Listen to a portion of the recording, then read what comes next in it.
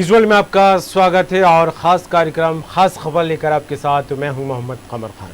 भयंकर जानलेवा बन चुकी वैश्विक महामारी कोरोना वायरस के बढ़ते संक्रमण के बीच इससे पीड़ितों के साथ ही जिम्मेदार लोगों की बड़ी लापरवाही की खबरें लगातार सामने आ रही है।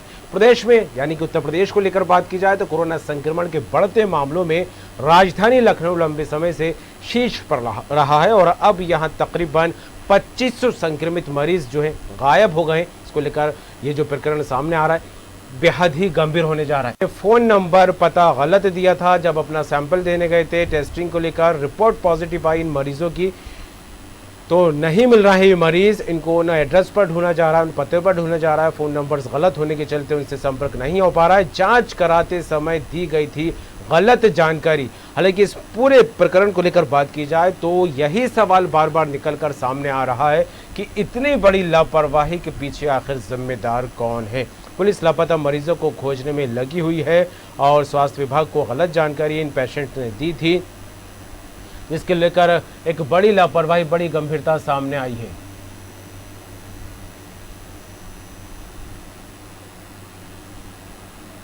और सीधे चलेंगे इस खबर पर बात करेंगे। हमारे साथ जुड़ गए हैं आरसी भट्ट जो कि उत्तर प्रदेश के स्टेट एडिटर है, लखनऊ से हमारे साथ जुड़ गए हैं। भट्ट जी, चौंकाने वाले आंकड़े सामने आए। हालांकि जिस तरह से लगातार संक्रमित मरीजों का आंकड़ा बढ़ता दिखाई दे रहा है, हर रोज आंकड़ों में वृद्धि की खबरें लगातार सामने आ रही है, लेकिन इस वृद्धि के बढ़ते ग्राफ के बीच जो आंकड़े गुम होने वाले मरीजों के सामने आए उन आंकड़ों ने सबको चौंका दिया है। तकरीबन 2500 यानी कि 2500 मरीज ऐसे हैं जिनके ना तो पते मिल रहे हैं और ना ही फोन नंबर से उनका कांटेक्ट हो पा रहा है। एक बड़ी लापरवाही मानी जा रही है। आखिर इस लापरवाही के पीछे क्या कुछ वजह मानी जा और किसको जिम्मेदार ठहराया जाए? कमर, पहले तो ये पूरे मामले को यूं समझना पड़ेगा कि जब उत्तर प्रदेश सरकार ने सैंपलिंग शुरू की कोविड-19 की, उनको जब संक्रमण तेजी से बढ़ने लगा तो सरकार ने तेजी से संक्रमण शुरू करने का काम, उसको मॉनिटर करने का काम किया खासतौर पे।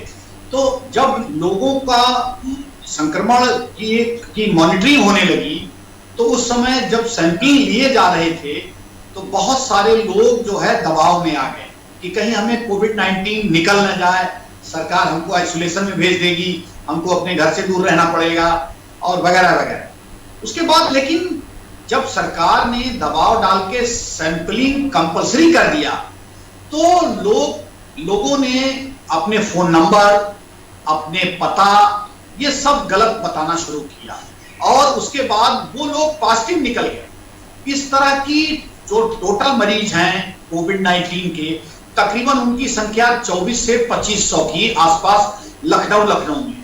संक्रमण के मामले में लखनऊ कहीं न कहीं आगे जाता दिख रहा है, यानी कि संक्रमण में लखनऊ काफी तेजी से आगे है क्योंकि संक्रमण से मरीज यहाँ काफी मिल रहे हैं।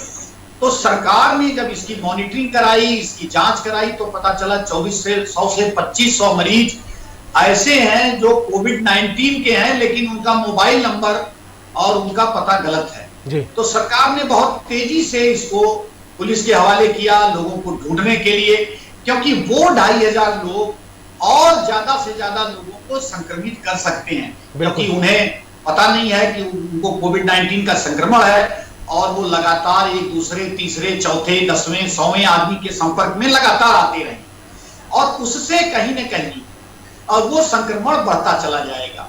तो ये सरकार को चिंता हुई। सरकार ने जब ये डाटा खंगाला तो उसमें 2500 मरीज के आसपास जो है उनका आता पता नहीं था, वो कोरोना पॉजिटिव थे, तो उनको ढूंढने के लिए अब पुलिस को लगाया गया है। पुलिस को, स्वास्थ्य विभाग के जो अधिकारियों ने पुलिस को ये सूची दी है कि आप ऐसे व्यक्तियों का पता करिए जिससे कम से कम वो जो संक्रमण बांट रहे हैं लोगों को उसको रोका जाए और उनको जो है किसी तरह से आइसोलेशन किया जाए।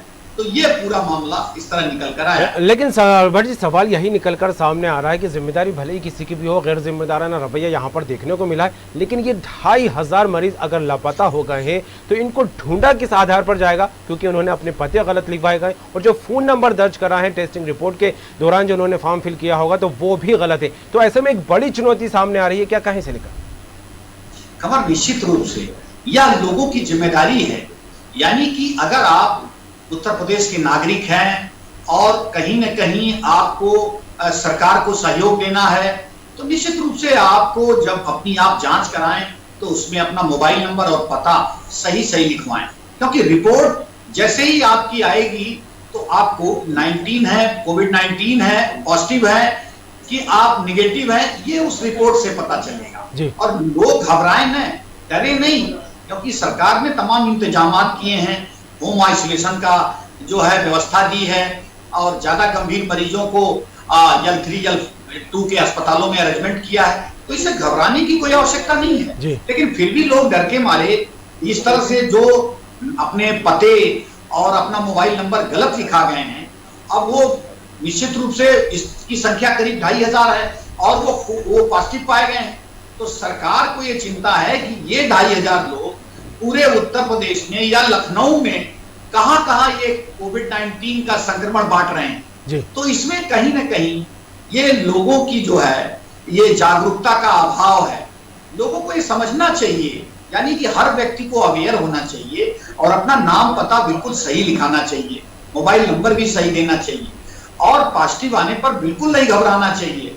होम आइसोलेशन करें, सरकार को सूचित करें, उसके बाद निश्चित रूप से जो रिपोर्ट आएगी उससे सरकार को जानकारी हो जाएगी और वो कहीं ना कहीं होम आइसोलेशन होकर उसका समय पूरा करें और अपने आप जरूरी जो चिकित्सीय जो है उपाय हैं वो डॉक्टर की सलाह से करें। तो ये लोगों की समझ में नहीं आ रहा है और कहीं ना कहीं ये अज्ञानता की वजह से ये लगातार वो 2,500 लोग पूरे फील्ड में निकलकर लोगों को कोरोना बांटते फिर रहे हैं।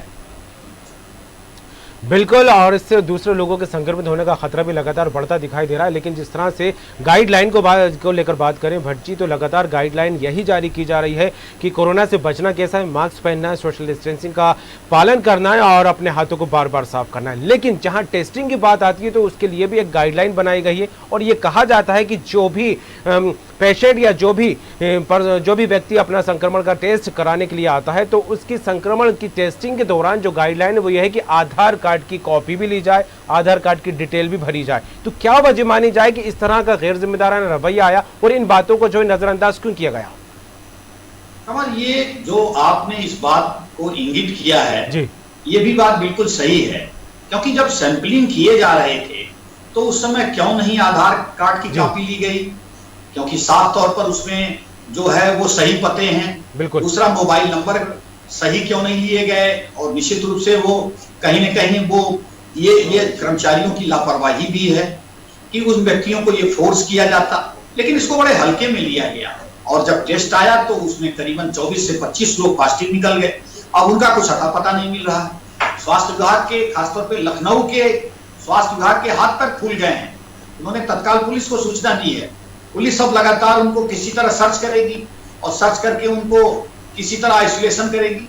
तो ये संकट निश्चित रूप से आ गया है, क्योंकि लखनऊ में संक्रमण की रफ्तार तेज है, सरकार पूरी तरह कोशिश कर रही है। हालांकि अगर ओवरऑल पूरे उत्तर प्रदेश में जांचों का दायरा देखा जाए तो करीब 1.5 लाख से ऊपर का आंकड़ा चल रहा है जांचों का, और संक्रमण की जो रफ्तार है वो कहीं न कहीं धीमा हुई है। जो रिकवरी रफ्तार है वो 83% से अधिक हो गई है। तो सरकार के लिए राहत भरी खबर है और जिस तरह के आंकड़े आए हैं वो निश्चित रूप से जो नए मामले आ रहे हैं उसमें कहीं न कहीं गिरावट आई है, मौतों की संख्या में गिरावट आई है।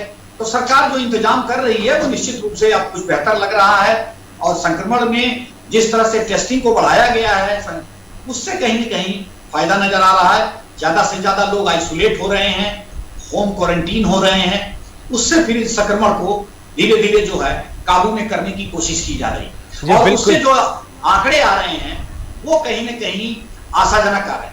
बिल्कुल, आंकड़ों को जब लेकर आपने बात की है तो मैं एक बार अपने दर्शकों को आंकड़े भी बता दूं। 55,603 कोरोना के एक्टिव केस उत्तर प्रदेश में अभी देखने को मिल रहा है और इसके अलावा 3,25,888 मरीज स्वस्थ होकर अपने घर लौट चुके हैं और इसके अलावा कोरोना से अब तक मरने वालों की जो संख्या के आंकड़ों को लेकर बात की जाए भट्ट जी तो वो 5,594। तो लगातार जो है आंकड़ों को लेकर जिस तरह की खबरें निकलकर सामने आ रही थी, लेकिन ये जो आंकड़ों की गणित यहाँ पर सामने आई वो ये रही कि 2500 से ज़्यादा यानी 2500 के आसपास जो मरीज हैं गायब हो गए हैं, जिनकी पॉजिटिव रिपोर्ट आई है, और ऐसे में सरकार के सामने, प्रशासन के सामने एक बड़ी चुनौती है। तो क्या लगता है इन मरीजों को ढूंढने के लिए भट्ट जी किस तरह की रणनीति, कौन सा खाका तैयार किया गया है जिसके तहत इनको ढूंढा जा सके? क्योंकि न तो एड्रेस सही है और न ही फ़ोन नंबर सही इंगित कराए गए हैं। उन्होंने जब अपने टेस्ट कराए थे, सैंपल दिए थे, तो ऐसे में कौन सी गाइडलाइन अपनाई जाएगी, क्या कुछ नियम बनाए गए इसको लेकर? कमर, अब सीधे तौर पर स्वास्थ्य विभाग के अधिकारियों के हाथ पैर फूल गए। उन्होंने जब अपने डाटा का मिलान किया और कोविड पॉजिटिव जो है इस तरह के मरीज आए, तो उनको लेकर उनकी चिंताएं बढ़ गई और उन्होंने तत्काल अपने अधिकारियों को सूचित किया। और सूचित करने के बाद सीधे तौर पर ये नतीजा निकाला गया कि अब किसी भी हालत में इसको सर्विलांस के जरिए, पुलिस के जरिए पुलिस को डाटा उपलब्ध कराया गया। क्योंकि जिस तरह से ये संक्रमण फैल रहा था, उससे लग रहा था कि ये 2500 लोग ऐसा तो नहीं कि तमाम लोगों के संपर्क में हैं और वो संपर्क में एक दूसरे के लगातार बढ़ते जा रहे हैं। तो उससे ये आंकड़ा जो है बढ़ता जा रहा था और ये कहीं ना कहीं इसको लेकर स्वास्थ्य विभाग ने तत्काल पुलिस का सहारा लिया। पुलिस अपने तंत्र से और डोर टू डोर इसकी पूछताछ अब करेगी। उनके जो पते हैं वो देखे जाएंगे, जो मोबाइल नंबर है वो देखे जाएंगे, वो फिर से एक बार चेक किया जाएगा और उसके बाद फिर कुछ निर्णय पे पहुंच पाएगी पुलिस की कैसे इन लोगों को, अगर लोग मिलते हैं तो उनको आइसोलेट किया जाएगा और उसके बाद कहीं ना कहीं उनको होम आइसोलेशन करने की बात की जाएगी, हॉस्पिटल में आइसोलेशन करने की बात की जाएगी।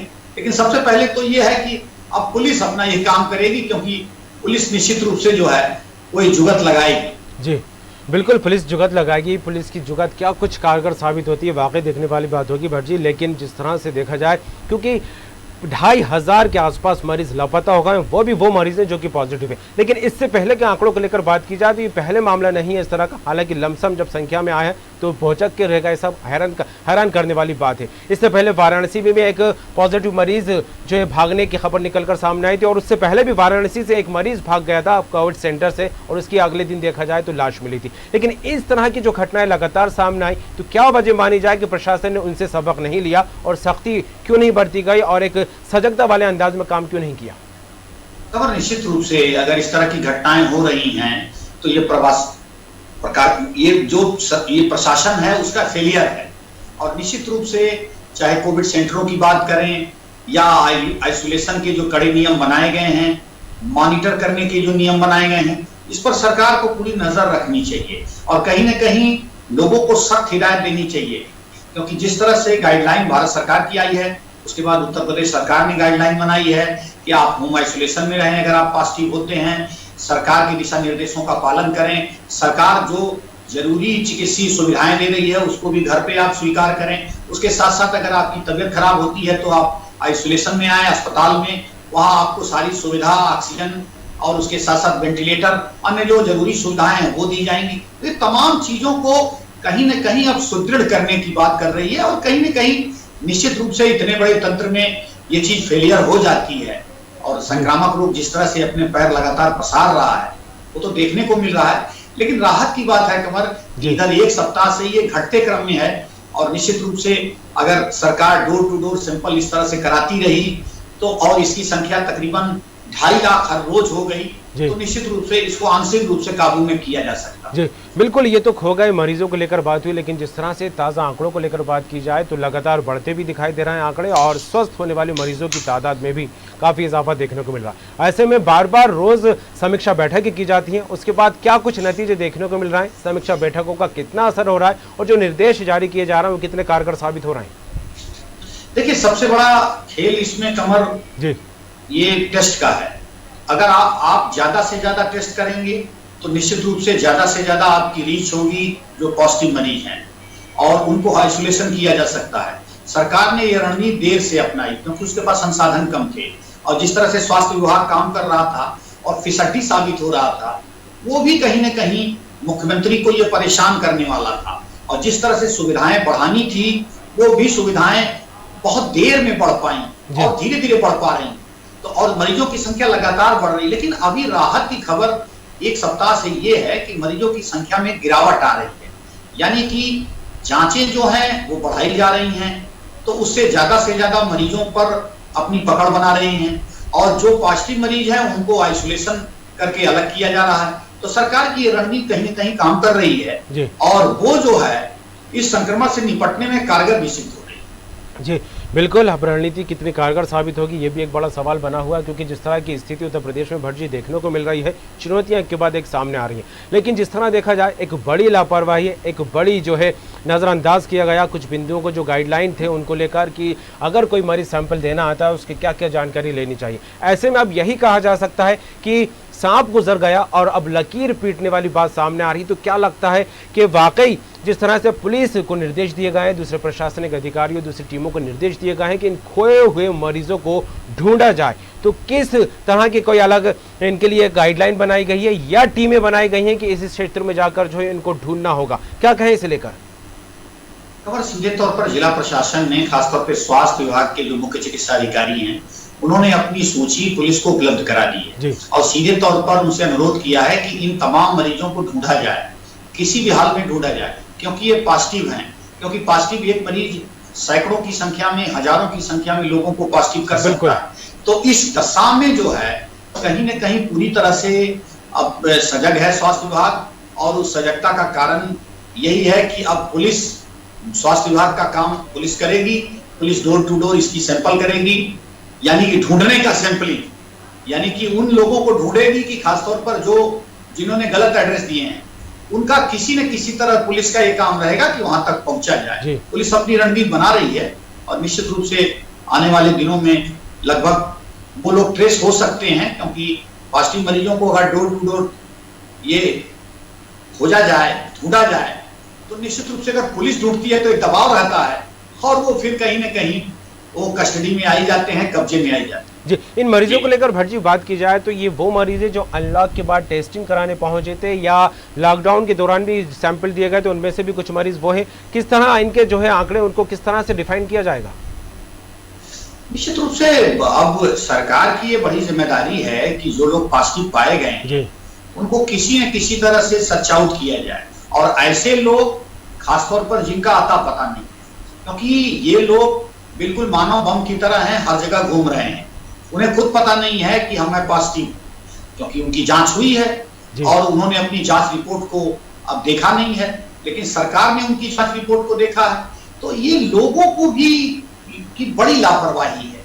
इसमें कहा जाए कि सोशल डिस्टेंसिंग का पालन नहीं करते हैं, मास्क नहीं लगाते हैं, उसके साथ साथ जो है 2 गज की दूरी नहीं बनाते हैं, तो और उसके साथ साथ पॉजिटिव खुद होते हुए लोगों को पॉजिटिव बना रहे हैं। तो ये कहीं न कहीं लोगों को भी अवेयर होना पड़ेगा। सरकार इसके लिए अब बहुत कड़ी रणनीति बनाई है, पूरा दबाव है सरकार का। जैसे भी कोई व्यक्ति एक पॉजिटिव आता है, सरकार तुरंत उसको एक तरह से अपने कब्जे में ले लेती है। या तो आप होम आइसोलेशन होइए या तो फिर आप अस्पताल चलिए, आपके लिए पूरी तरह से उस एरिया को सील कर दिया जाता है और बिल्कुल उसको क्वारंटीन करके जो है एकांत करके उससे फिर जो है उसका इलाज शुरू किया। बिल्कुल लापरवाही, अनदेखी कहें इसे या चूक कहें, एक बड़ी जो है मामला इससे निकलकर सामने आया। तकरीबन 2500 पॉजिटिव मरीज जो है लापता हैं, जिनका कोई आंकड़ा, कोई डाटा, कोई पता नहीं मिल पा रहा। लेकिन ये लापरवाहियों का जो सिलसिला है थमा नहीं है। इससे पहले भी देखा जाए तो कुछ नेगेटिव मरीजों को पॉजिटिव बना दिया गया, भट्ट जो कुछ पॉजिटिव को नेगेटिव बना दिया गया। इस तरह के मामले भी लगातार निकलकर सामने आए। तो इसके पीछे क्या कुछ वजह मानी जाए, क्योंकि गंभीर लापरवाही लगातार प्रशासन की तरफ से देखने को मिलती रही है? कमर, ये भी बहुत अच्छा आपने सवाल पूछा है, क्योंकि जिस तरह से ये जांच जो है इसमें भी कई गड़बड़ियां मिली हैं, क्योंकि इतने लोगों की जांच करना, 1.5 लाख लोग, 2 लाख लोगों की जांच हर रोज करना सरकार के सामने बड़ी चुनौती है। और जिस तरह से कई जनपदों से ये शिकायत आई है कि पॉजिटिव मरीज को नेगेटिव बना दिया गया, नेगेटिव मरीज को पॉजिटिव बना दिया गया, ये भी गंभीर विषय है। सरकार इस पे सख्त है।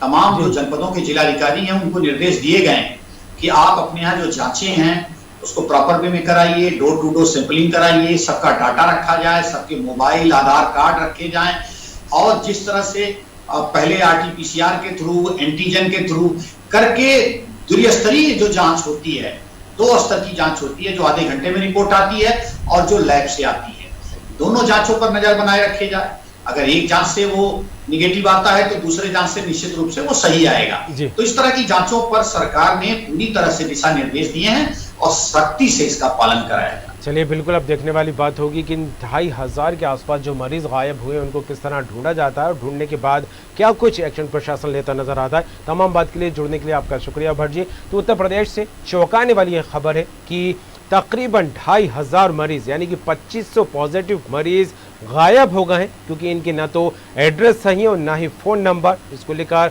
और सबसे हैरान वाली बात यह है कि पॉजिटिव इनकी जब रिपोर्ट आई, इनको संपर्क करने की कोशिश की गई तो फ़ोन नंबर गलत साबित हुए, एड्रेस गलत है। तो ऐसे में ढूंढने में काफ़ी दिक्कतें सामने आ रही हैं। एक बड़ी चुनौती प्रशासन के सामने खड़ी हो गई है और एक बड़ा सिरदर्द भी कहा जा सकता है प्रशासन को लेकर, क्योंकि एक प्रशासन की ज़रा सी चूक के चलते इस तरह के मरीज़ जो है गायब हो गए। और ये मरीज़ न सिर्फ अपने परिवार के लोगों को संक्रमित कर सकते हैं, बल्कि सोसाइटी समाज से जुड़े दूसरों लोगों को भी पॉजिटिव बना सकते हैं। लेकिन अब देखने वाली बात होगी, गाइडलाइन जारी की गई, अब फिर दिशा निर्देश दिए गए, इनको किसी भी तरह हर हाल में ढूंढा जाए। और आंकड़ों को लेकर बात की जाए उत्तर प्रदेश में तो 55,603 कोरोना एक्टिव केस अभी हाल में है और 3,25,888 मरीज स्वस्थ होकर अपने घर लौट चुके हैं। और इन मरीजों की संख्या में से जिन लोगों की मौत हुई है 5,594 लोग ऐसे हैं जिनकी मौत हो चुकी है। फिलहाल अब देखने वाली बात होगी, जो पॉजिटिव मरीज खो गए हैं उनको किस तरह खोजा जाएगा और क्या कुछ इसको लेकर आगामी दिनों में तस्वीर सामने आती है। खास खबर में इतना ही, दीजिए इजाजत, बाकी खबरों के लिए देखते रहिए न्यूज़ वाइड।